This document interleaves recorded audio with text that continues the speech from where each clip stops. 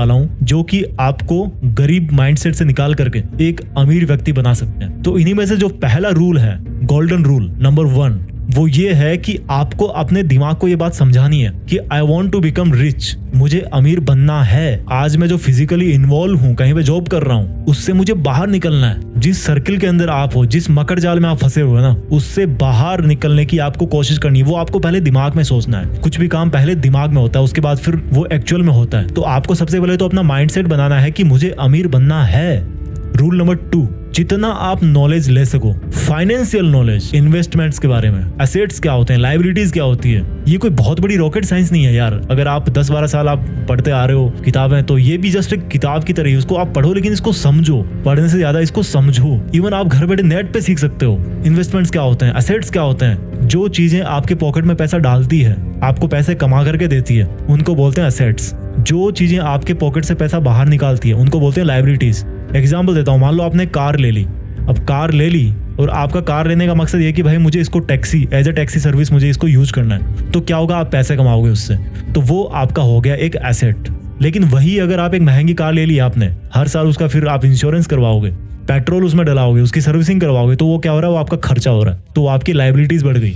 तो आपको एसेट्स बढ़ाने हैं, लायबिलिटीज कम करनी है। पैसों की गणित सीखो कि मुझे कितने टाइम के बाद में कितने पैसे चाहिए, मेरे लिए फाइनेंशियल टारगेट क्या है, कहाँ पे कितना पैसा लगा रहा हूँ तो कितना % मुझे रिटर्न मिल रहा है, कहाँ से मैं पैसा बचा सकता हूँ, कहाँ कितना पैसा डाल करके मैं अपना फाइनेंशियल टारगेट जो है वो अचीव कर सकता हूँ। उस चीज को समझो। सेविंग और इन्वेस्टमेंट में फर्क समझो। रूल नंबर 3, जब भी आप शॉपिंग करते हो ना, तो यार जो डिसीजंस जो होते हैं ना, वो सोच समझ के लो। कहीं आप कोई ऐसी चीज तो नहीं खरीद रहे हो जो आपको बार बार फिर से खर्चे करवाने वाली है। मींस आपकी लायबिलिटीज, यानी कि आपने देखा कि आपके पड़ोसी ने एसी लगा रखा घर में, एक कार ले रखी है, तो आप क्या करोगे, यार मैं भी ले लेता हूँ। इन सब चीजों को खरीदने से कोई अमीर नहीं बनता। जो अमीर लोग होते हैं वो एसेट्स खरीदते हैं। उनका जो शॉपिंग डिसीजन होता है वो होता है कि मैं एसेट्स कैसे खरीदूं। तो वो क्या करते हैं, कहीं पे जमीन ले लेंगे, कहीं पे रेंटल प्रॉपर्टी ले लेंगे, कहीं पे बिजनेस पार्टनर बन जाएंगे, कुछ मशीनरी वो खरीद लेंगे, उसको किराए पे दे देंगे। तो यहाँ से वो क्या करते हैं, रेवेन्यू जनरेट करते हैं और फिर उसी को अगेन इन्वेस्ट कर देते हैं। तो आपके जो शॉपिंग डिसीजंस है ना, उसमें आप देखो कि आप लायबिलिटी खरीद रहे हो या फिर कोई एसेट खरीद रहे हो। रूल नंबर 4, आपका जो मंथली एक्सपेंडिचर है, जो आपका मंथली खर्चा है, वो आप कैलकुलेट करो। मान लो आपका मंथली खर्चा आ गया 20,000 रुपए और आपको जो मंथली पेमेंट मिलती है वो मिलती है 50,000 रुपए, मान लीजिए एग्जाम्पल के लिए। तो 20,000 आपने उसमें बचा लिए, बाकी जो बचे 30,000 रुपए, उसमें से आप ये देखो कि आपको अगर कोई इमरजेंसी पड़ती है तो आपको कितने पैसे की जरूरत है। तो मान लीजिए आपने 15,000 रुपए अपने इमरजेंसी के लिए बचा करके रख लिए, तो बाकी की जो 15,000 बचे हुए हैं उनको आप इन्वेस्ट करो। एक जो सक्सेसफुल इन्वेस्टर होता है, एक जो अमीर आदमी होता है, वो क्या करता है, पहले इन्वेस्ट करता है, उसके बाद में जो बचता है उससे खर्चा निकालता है। जबकि जो गरीब माइंडसेट वाला क्या करता है,